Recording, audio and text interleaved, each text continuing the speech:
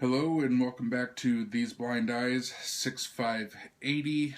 The introduction here to the video I am re-recording because a couple different things came to my attention. I'm sure you'll notice the last segment I had to re-record that, which I explain when you get to that part of the video. But today I am making yellow ghost pepper relish. That's what this video is about. It comes from Pepper Joe's website. That's where I actually got my seeds for the yellow ghost peppers, which mine actually turned out orange. They still have the ghost taste, but whether it was cross-pollination that turned them orange or not all genetically modified seeds are stable, so you can have some differentiation when it comes to that as well. The one thing I do not care for in regard to his site is his videos when he makes things. They're not very explanatory. So I actually took his yellow ghost pepper relish and kind of combined it with his hot pepper relish, just in a sense, because the yellow ghost pepper relish, from the sounds of it, he doesn't give measurements with ingredients or anything like that, but it sounds like it is nothing but yellow ghost peppers. That would be a little hot for my tastes. It might be a nice novelty, but it's nothing I would actually enjoy. So I ended up finding another one of his videos that talked about a hot pepper relish that basically takes a sweet pepper relish and adds hot peppers to it. He used an assortment of hot peppers. This is where I just used a pound of yellow ghosts. So I basically kind of combined the two to make it taste wonderful. It's awesome. It's going to go great on hot dogs. It's got a little bit of a kick, but it's nothing overwhelming. It'll go great on hot dogs. It'll go great on hamburgers, whatever. So I go over the ingredients and things like that later on in the video, which I'm sure you'll see. In fact, the next segment. So stick with me and we will be making this relish. Alright, we're here in the kitchen showing the ingredients. It is 3 pounds of onions. Those onions are pretty big, so I'm only needing 3 of them. Then we're coming over here, and over here is my 1 pound of yellow ghost peppers.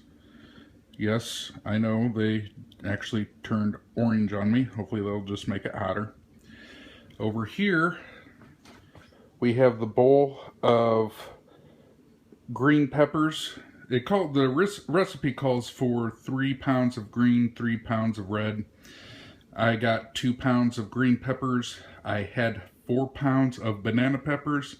They're not hot, they're sweet. They taste like green peppers, so I figured I'd use them too so they don't go to waste. They have already been cleaned, seeded, stemmed, all that good stuff. Then we'll come down here. We got 2 bowls here. The one on the right is the apple cider vinegar. It's 2 cups of apple cider vinegar and 1 cup of water. That's what you're going to be using for your brine. The bowl on the left here, it is the rest of your brine. It is 2 cups of sugar, 1.5 tablespoons of salt. It is 1 teaspoon of mustard powder. Good Lord, I can't talk. Mustard powder. 3/4 of a teaspoon of celery seed, and 3/4 of a teaspoon of turmeric. So that will be the brine that we make up at the end of this process.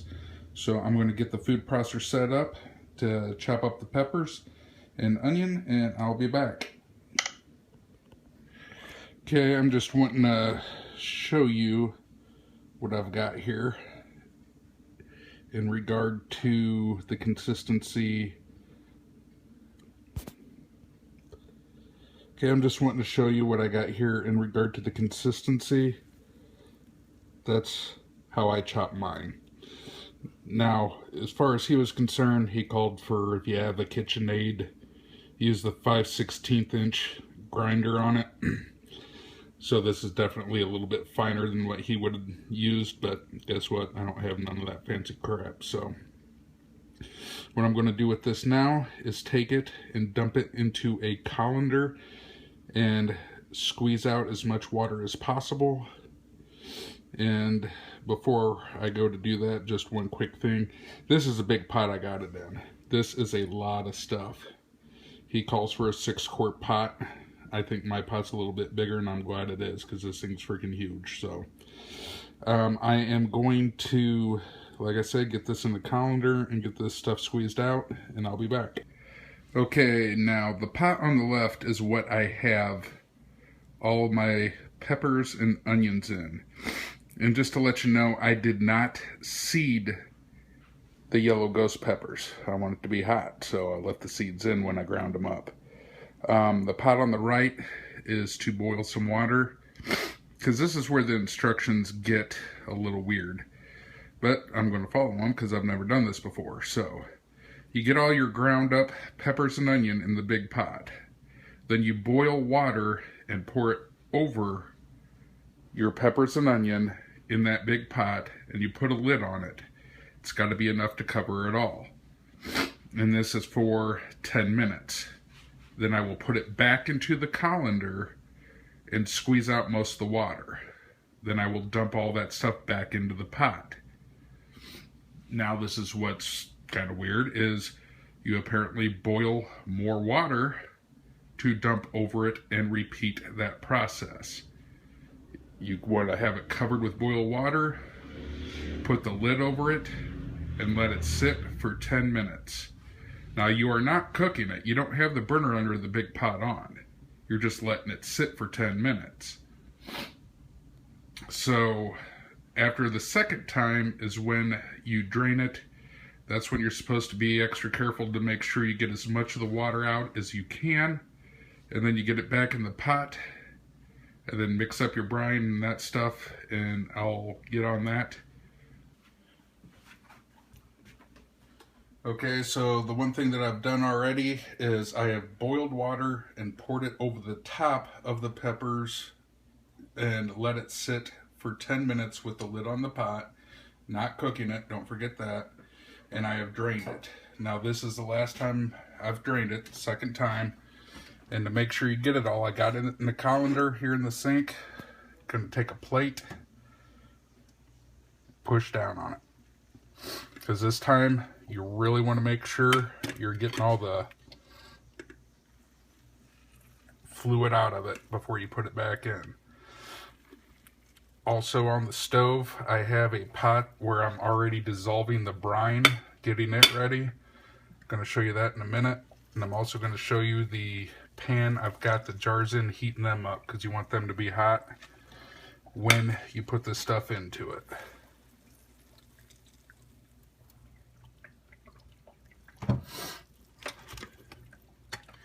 One thing to keep in mind, I'm sure you heard during one of my segments my nose running.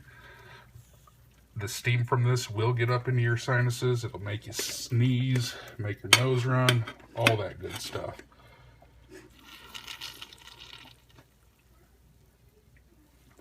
It's almost like pepper spraying yourself.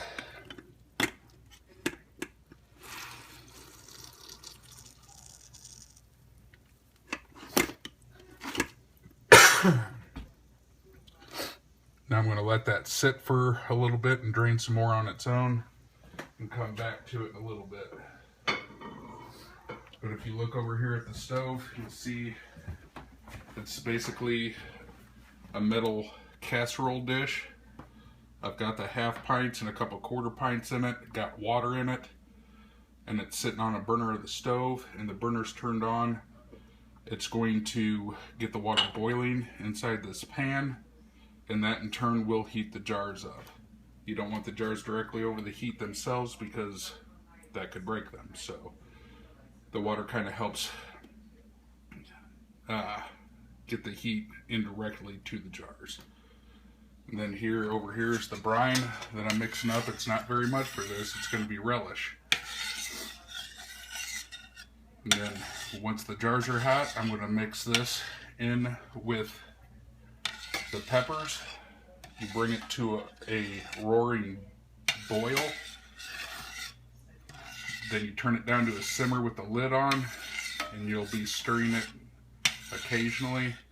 And after that, you'll be ready to put it in the jars. And then after that, When I come back, I'll tell you about how to put it in the pressure cooker and how you need to cook it in the pressure. Alright, just so you can see, this is the finished product here. 3 of the jars. I ended up with 12 half pints and 1/4 pint of this relish. Just to clarify, the last section that I had filmed, my fat arm kept getting in the way and blocked everything I was doing, which was essentially just putting the relish in through a canning funnel into the jars with a ladle. That's about all it was. Also, apparently there's been issues with people on YouTube getting sued in regard to telling people how to can stuff, and then people getting botulism in their jars either because their pressure canner is different, set up different, or basically because they just don't know what they're doing and they get botulism, get sick, something along those lines. So what I will do is just tell you how Pepper Joe says to do it. That way you don't have to go look it up from him. What he says is that you want your jars to be hot. Obviously they have to be sterilized, you know, and make sure they're washed real good, clean. But get them real hot. I showed you how I was doing that. Ladle in your relish, put a lid on it, put a ring on it. Then he says to put it into the pressure canner, and he says to cook it in the pressure canner at 8 pounds for 15 minutes. If you're wondering why that's so long, it's relish, so it's a lot denser.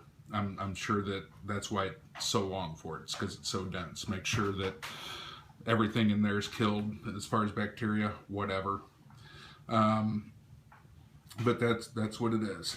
I'm going to send a couple of these jars to a buddy of mine. I'm going to send another jar or two to my uncle, because if I don't send it to him, he's going to start crying about it, and then my Uncle Steve's going to call me and yell at me because I made Uncle Mark cry, and then Aunt Joanne's going to be mad at me because Uncle Steve's yelling and Uncle Mark's crying, and she's got to listen to them both. So I'm going to send a couple jars to him.